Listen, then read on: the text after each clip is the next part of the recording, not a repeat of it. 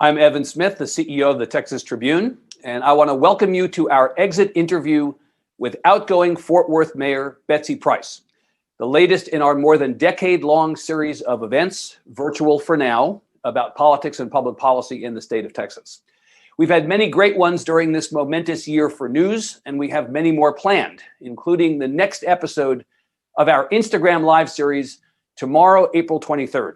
Join us on the Texas Tribune's Instagram account, which is at Texas_Tribune, at noon Central for a conversation about what the 87th legislature's elections bills mean for the state for all of you, featuring the Tribune's engagement producer, Elvia Limon, and our demographics reporter and associate editor, Alexa Ura. Today, Mayor Price and I will be talking for about 30 minutes. I'll do my best to incorporate some of the good questions you've submitted in advance. Before we begin, I want to thank our sponsor, the Texas Municipal League. If you'd like to join the conversation with us online, tweet using the hashtag #TTEvents. Now it's my pleasure to introduce the five-term mayor of Fort Worth, the Honorable Betsy Price, whose last day in office is fast approaching. The election to succeed her is on May 1st, and if you assume a 10-candidate field is likely to produce a runoff, I do. She is looking at an off-boarding date of June 15th. The mayor was first elected to lead what was then the nation's 16th and is now the nation's 13th largest city in 2011. She previously served as Tarrant County tax assessor and was a small businesswoman for 17 years. Born in Fort Worth, she has an undergraduate degree from the University of Texas at Arlington. Madam Mayor, welcome. Evan, it's great to be with you. Thank you for having me. Pleasure. As they say in the movies, the end is near. It is indeed. It's creeping up on me very, very quick. Yeah, you're aware of it. You feel it.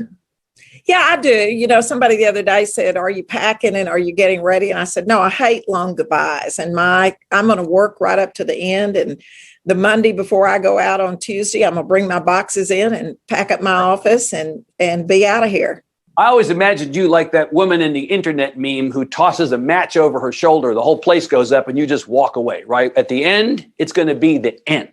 That's it. It will be the end. And 10 years is a long time. I'm the longest serving mayor Fort Worth's ever had. And think about the incredible growth. You mentioned we'd moved from 16th to 13th. And with the census, we're liable to move to 12th or 11th. We've gained better than 200,000 residents.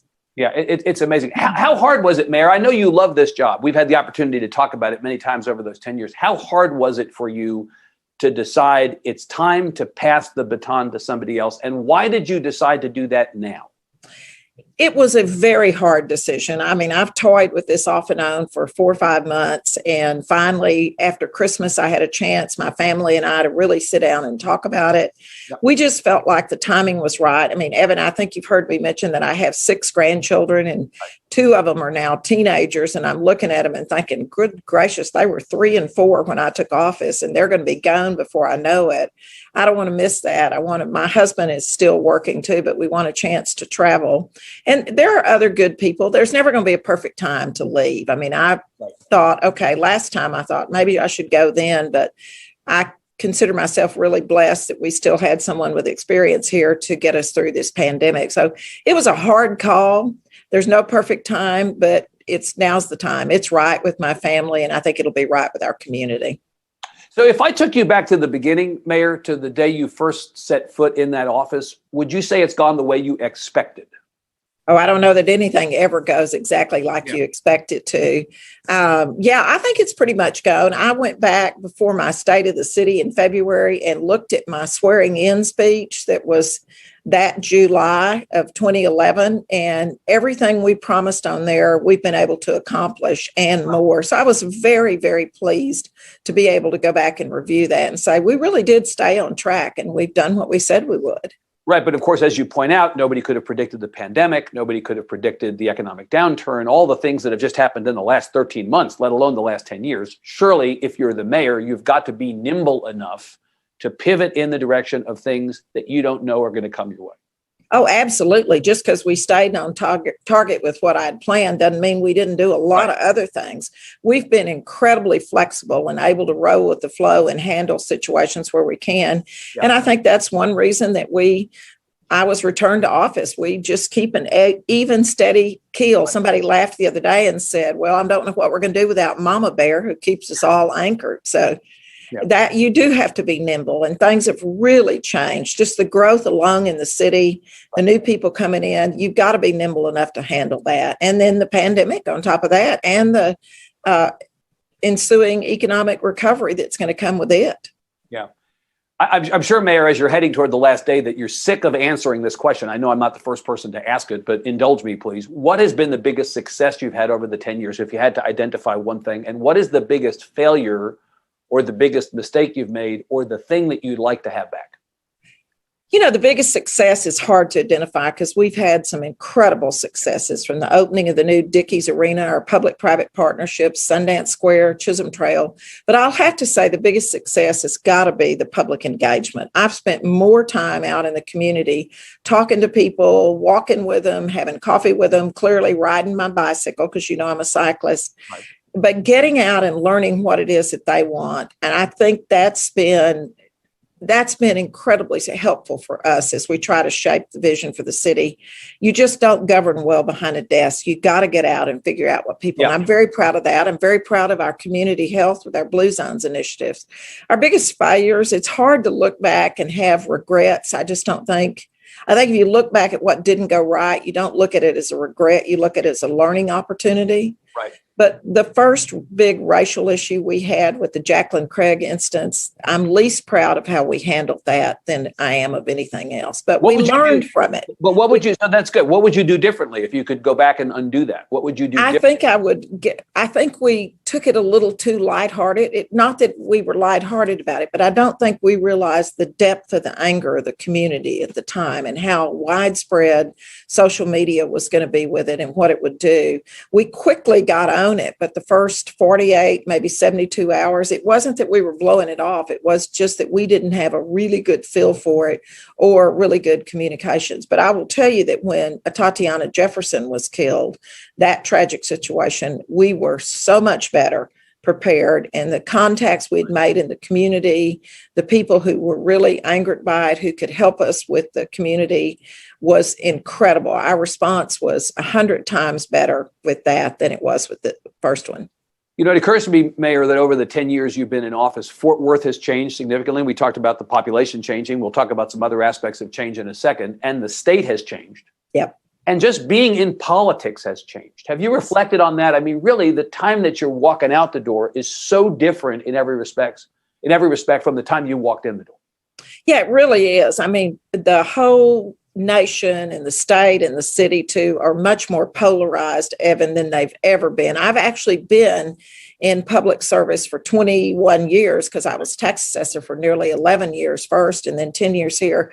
And I've watched it. It's, you know, used to people, cooperation and collaboration wasn't really a dirty word. And now it seems to be that everybody's polarized on the edges and they don't want to talk about it. I think that is a tremendous loss for us as a nation and a state, and certainly as a city. What do you do about it? And what have you tried to do about it? What I've tried to do about it is be the one who could pull people together. It doesn't matter to me. You know, the mayor's office is nonpartisan. It doesn't, everybody clearly knows that I'm a Republican and to the right, but I've got great friends on the left. And I think you listen to everybody. You know, I always say there's a reason God gave you 2 ears and 1 mouth. You ought to spend twice as much time listening and really valuing what people on both sides say to you. Our council's very diverse right now, and that's a good thing. And you got to listen to what they want and try to come to a consensus. It's more in the middle. The mayor's job is to serve the entire city, while each council person has a small district. I have to be the one that kind of weighs out and says, all of you quit thinking about just your area and let's think about what's best for that city. And we've been able to do that. So you bring up the mayor's office being nonpartisan. That remains, right? It's nonpartisan office. That's correct. And you think that's a good thing, right? That's a good thing. Yes, I think that's a very good thing. Right. But as you say, you were a Republican before. When you ran for tax assessor, that was a partisan office, right? Yes, it was. I was a Republican office holder. So you were a Republican before. You are still a Republican today. Yes, I am. I'm still a conservative, you know, but I'm a fiscal conservative, and I'm much more of a moderate in many cases. But, Yeah. Again, we always say potholes don't care what party you are. The work just needs to get done. The garbage needs to be picked up. And when you dial 911, a police officer needs to come. It doesn't matter which party you are. Which party you are. But Correct. Because you're a Republican, I want to ask you about the party because, the mayor's office is still nonpartisan. That has not changed. But the Republican Party has certainly changed, right? The party has changed. In the Trump era, talk about the Republican Party in the Trump era and after. Do you recognize today's Republican Party in Texas and nationally as the Republican Party of Betsy Price?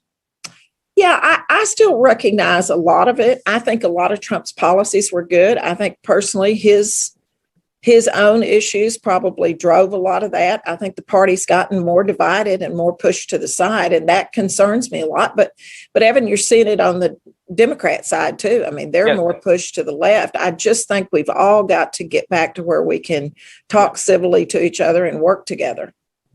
So if you don't mind, I want to go back over the last year. Sure. We've had this conversation actually before, but I do think we have to understand what's just happened to all of us. And it's obviously a year that many of us, all of us, are ready to be behind us, but it's not quite behind us yet. So let me ask you a version of a question I've asked you before. How has your city done during this endless cascade of crises, the pandemic and the downturn and all the rest? You know what we've encountered over the last year. The pandemic, downturn, the incredible snowmageddon, ice-mageddon, whatever you want to call it, the major right? Maybe wreck on 35. I mean, we've seen it all. We've done very well. And part of that is because we took our CARES dollars. We got $84 million in CARES dollars. And our goal was to put that into the community to help stimulate the community.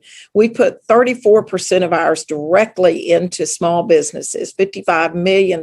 We put $5 million into helping boost Wi-Fi into homes where people didn't have service, $10 million into a homeless project. The city's finances were in the last 10 years. We've worked really hard on the city finances, on the pension, getting this city on firm footing and reducing our tax rate by nearly 12 cents. And consequently, coming out of this pandemic, we're going to be in better shape than a lot of cities. I'm really pleased with our response. We worked closely with our region, closely with our county on the response. And I think most people felt that they had a pretty steady hand here and that the response was good. Yeah.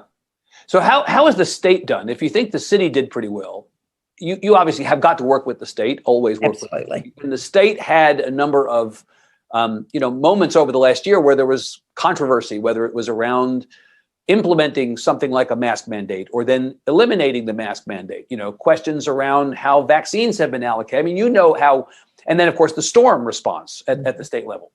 Specifically, how has the governor done? How has the state done in response to this? I think it's really hard to be critical of what their response has been because we don't have privy to all of the information that they're getting.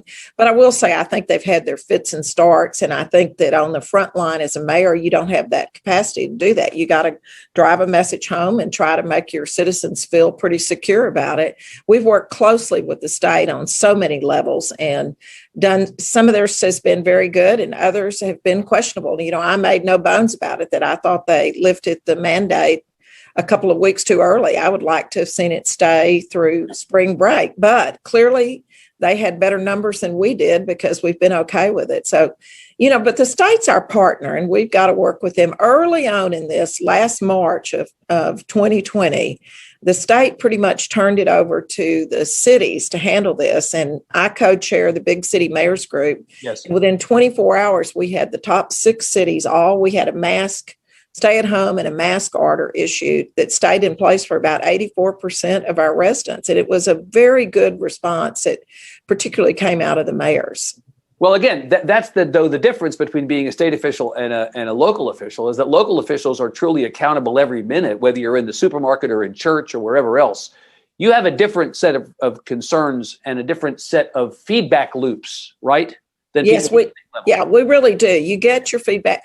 I mean, I talk to my state officials and local delegation and say, we represent the same constituents you do. The only difference is we see them every day. I Right. can't go to lunch or to dinner or breakfast. Can't even go get my hair done or my nails done without people stopping me and seeing them. It may be their constituents, but they don't hear from them very often, but we do.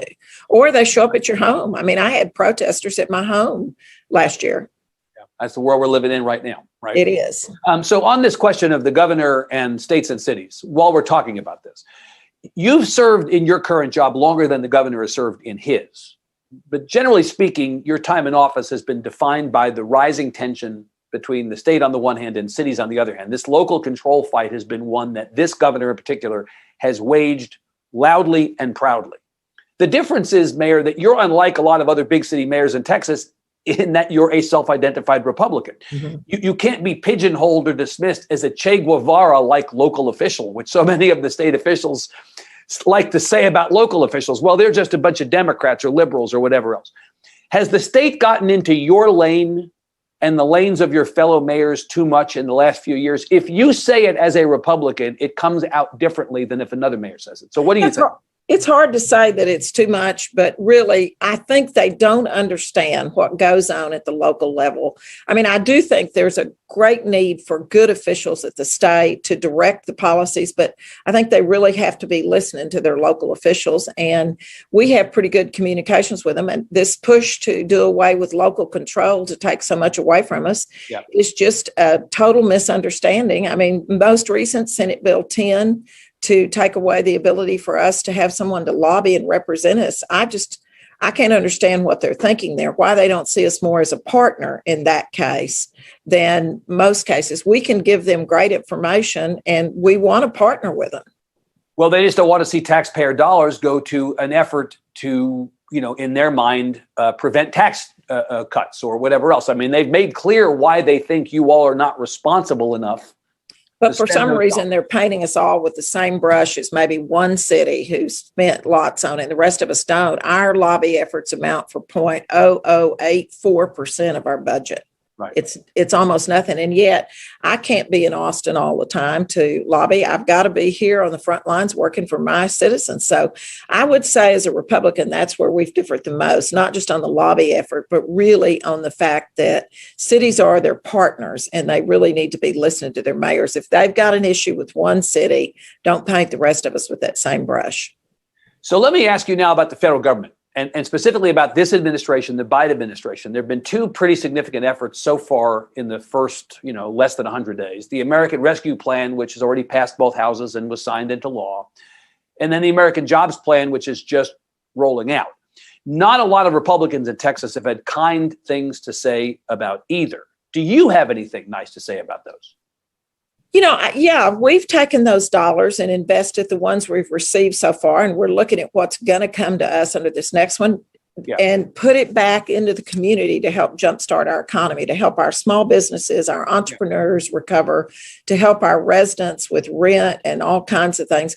I have significant concerns, though, Evan, about this bill. I've got children and grandchildren who will have to pay for this bill, and I just think we're struggling. Many of our restaurants and businesses are struggling to get people back to work because there's been such a big handout on the side of unemployment and the stimulus. It's a real fine balance line they're walking here, but they're sending the money. So you're concerned about rising federal debt, among other things? I'm concerned about that. Yeah. Right. Were you concerned about it during the Trump administration? And did you think that the tax cuts passed during the Trump years were a handout of their own? Were you concerned about that at the time? It just depends on how you look at it, I suppose, and what end you're on. But yeah, I was concerned. I've been concerned about this rising debt since before Obama was in office. Right. There was a story, Mayor, in the Washington Post earlier this week about the divide between Republicans in Congress who see the COVID relief bill in particular as a bailout and a liberal wish list, and Republican mayors who embrace that aid as necessary to balance their budgets. You talked about investing those dollars to help with what you need to do in Fort Worth. Your Republican colleague from Texas, Jeff Williams of Arlington, was quoted in the story talking about the need for assistance to small businesses, which you called out, or relief dollars to repair city water lines after the February storm. Is he right to be identifying pragmatically ways in which those dollars, doesn't make a difference if they come from a Democratic president or a Republican, could be good for a place like Fort Worth?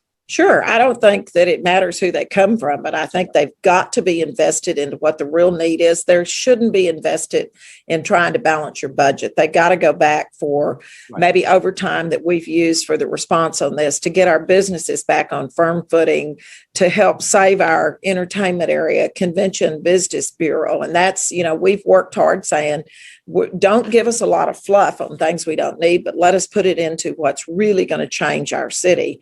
This next infrastructure bill they're looking at, my biggest concern on that is that it's only about 30% true infrastructure.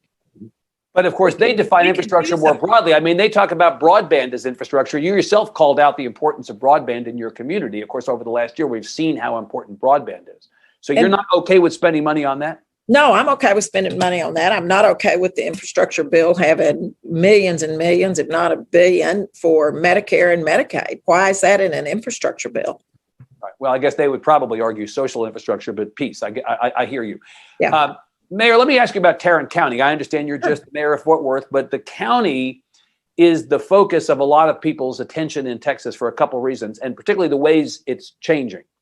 Demographically first, among the 5 big counties, as you know, Tarrant County has had the fastest growth of Hispanic residents in the last decade. 28% growth rate. The Hispanic population in Tarrant County grew from about 483,000 in 2010 to more than 620,000 today. How has that changed your calculation in terms of what Fort Worth and the surrounding areas need from a mayor or from local government? Yeah, it really figures into it. You have to understand who your population is. And Fort Worth is now 40% Hispanic. Right. We've got to find a better way to engage our Hispanic population and have them at the table. I mean, there's a lot of push saying redraw the boundary lines so more people serve. But the key is they got to run good candidates and get out and vote.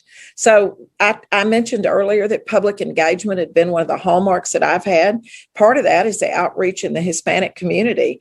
The consul general from Mexico City, Paco, is a good friend of mine, and we have him over here fairly regularly to try to help people and to try to help our Hispanic population engage and understand that they've got to come to the table and be a part of the conversation.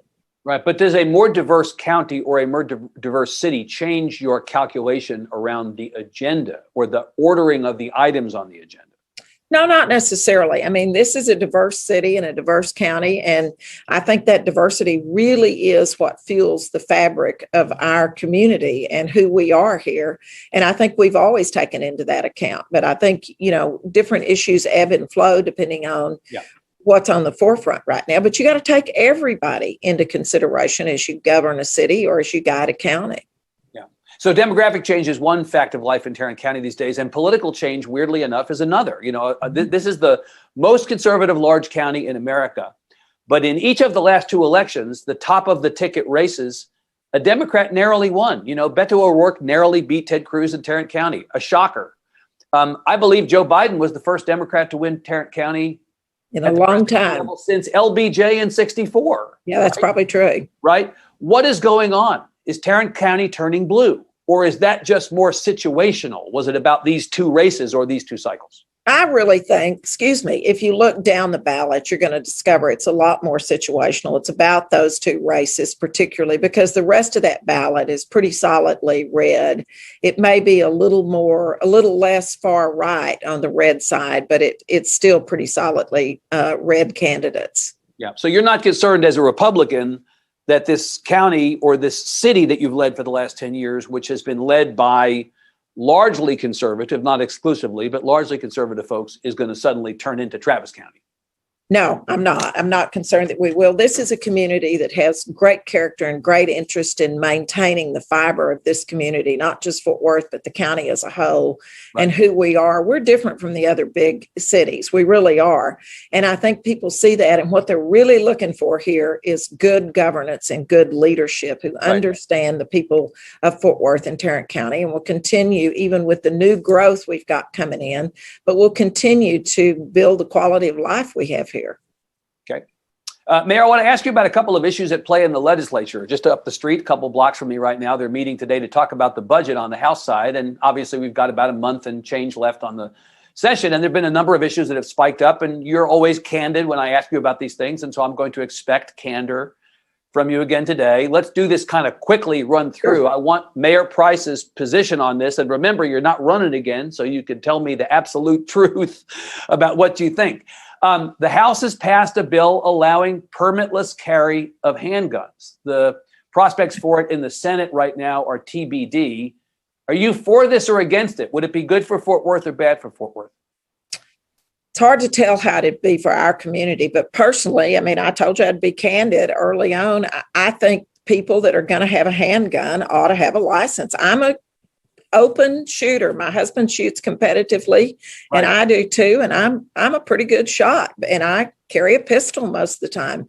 But I've got a handgun license, and I just think that it helps for people to have some education about what that weapon they're carrying is all about. Okay, so no on permitless carry for Mayor Price. Okay, Medicaid expansion. Today, one of the big topics of conversation in the House budget debate is going to be whether, I think it's every single Democrat and some number of Republicans have now said that they're going to support an amendment that would move in the direction of Medicaid expansion, which, as you know, has been off the table as a topic of conversation effectively for the last a decade or so. And this is in response to the Biden administration pulling the 1115 waiver that was approved in the waning days of the Trump administration. Are you for it or are you against it? How would it affect your community? You know, I'm sorry to say, I haven't followed as closely what they're doing on that bill today, but everybody needs access to great health care, whether it's through their county hospital or whether it's through Medicaid. And I think you got to weigh that out and figure out what's going to be the best for this state. Right. But you know that the uninsured population of Texas is greater than in any other state. And you know that many of the hospitals in your area and other areas have really been taking it on the chin for a long time. And the pandemic has only made it worse. They've got costs they need to recover. We're talking about billions of dollars on the table potentially coming back to Texas. Can you say no to that money? I think that's going to be hard to do. And I think particularly in today's world where healthcare is so expensive and just the education, the equipment that they need to get reimbursed on that, it tends to really cut back on the quality of care for many people when the hospitals and the doctors can't recover some of that. Mayor, you know that the governor made election integrity an emergency item in his State of the State speech at the beginning of this session. There have been a number of newsworthy, noteworthy, and I would even argue controversial bills to change access to voting. Opponents call them voting restrictions. Supporters resist the characterization of these as bills that would restrict voting. But if you look at what the bills do, certainly they do place restrictions on some aspects of this. Do you support these bills? Do you think that we need to change our voting laws? Do you think we have a voter fraud problem that needs fixing? You know, I think our voter integrity is one of the most important things. Election integrity is one of the most important things that as a nation we face, and certainly as a state. Yep. I have not seen widespread voter fraud. There are pockets of it in this community. There are pockets all over the state, I'm sure. I got no problem with people having to have an ID of some sort because you have to have an ID for all kinds of things. But let's don't get carried away and restrict. We have a hard time, Evan, as you know, getting people to turn out in elections. They're pretty good at the national level, a little better at the state level, but local level, the turnout is not good. Right. We don't want to discourage people from voting, but we also want to make certain that we have safe elections. You have any problem with the business community speaking up about these bills? A number of big businesses, including in the DFW area, American Airlines, were out front saying that they had a problem with any legislation that would restrict voting. I got no problem with people speaking out and speaking their mind. This is America, and that includes our businesses. Yeah. Let me ask you about the George Floyd Act making its way through the legislature, which would ban chokeholds. It would also require officers who witness conduct that is inappropriate by other officers to intervene, to speak up. Do you think we have real criminal justice reform work to be done? I noted that you said after the Derek Chauvin verdict the other day, today our justice system did what we needed to do, deliver justice. You're clear in believing that that was the right outcome. Yes. If I'm understanding your statement correctly. What do we need to do on criminal justice reform, police reform? There's a lot of work being done at every level on police reform. I think a lot of it goes back to additional training. While, you know, we've banned chokeholds in Fort Worth 5 years ago. I think it is. I think people need to go back. We've hired a diversity and inclusion officer who's doing incredible work. She's been with us a little over 2 years. Yeah. We also have an independent police monitor, Kim Neal, who's working top to bottom. We hired a panel of to look at our department. You got to get police officers who understand today's world, and they've got to be able to do their job, but they've also, without fear, but they've also got to take in mind the population they're dealing with and relate to them. A whole lot of this goes back to mental health issues and how people are dealing and reacting in situations. Our crisis intervention team that we started a year and a half ago and expanded 6 months ago to 20 people to do crisis intervention, they respond to softer calls that an officer shouldn't have to go to. And these are officers that are trained to intervene in a crisis. They go out not necessarily in their blue uniform, but in a polo shirt and pants, a little softer approach. They've responded to almost 7,500 responses in the last 6 months and 2,500 mental health issues that have allowed our patrol officers to be back out doing what they would instead of going into escalated situations. These men and women can respond a little softer approach and hopefully get it calmed down before it ever gets too far out there. And I think we have to all look at what's going on there and come up with creative ways. Today's citizens, it's just a different approach on the streets. And expectations are necessarily different as a result, right? Expectations are definitely different. Yeah. Mayor, we're down to the end here, but I want to take a minute or two longer, if you don't mind. I want to ask you about the race to succeed you. You have endorsed your former chief of staff, Maddie Parker, among the candidates running for mayor. Why Maddie Parker? You know, I worked with Maddie for 5.5 years. I've known Maddie for 15 years. I knew her when she was Kay Granger's district director. I knew her when she was at Tom Craddock. I've probably known her 20 years, I guess. Yeah. Maddie is very level-headed. She makes great decisions. She'll get everybody to the table, get the input. She's young, and isn't it nice to see a young group stepping up and wanting to lead? I just think Maddie is the one that can build the coalitions, can continue the work, and as she's seen the growth, she's been on the front line helping us make incredible decisions, and she's whip smart, and she loves this community. She isn't looking for her next election. She's looking to be a public servant and serve this community. You said when you endorsed her, Maddie is the only candidate for mayor that I trust to lead Fort Worth into the future. Really? The only one? You don't they're a good characters. You don't trust Councilman Byrd, for instance? Yeah, I've worked with Councilman Byrd and Councilwoman Zeta, and they're great people, and I think they could do the job, but I think Maddie will do it better. Okay.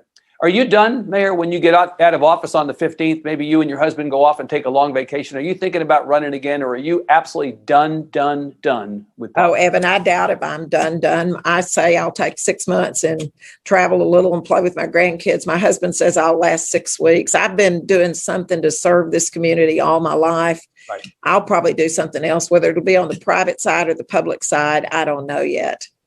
Okay. Well, I hope we'll get to see one another when that time comes. Mayor. I hope so. Thank you. Great. Thank you. With that, Mayor, we're out of time. It's so great to have you join us. Certainly appreciate it. Don't be a stranger, okay? I won't be, Evan. Thank you. Right.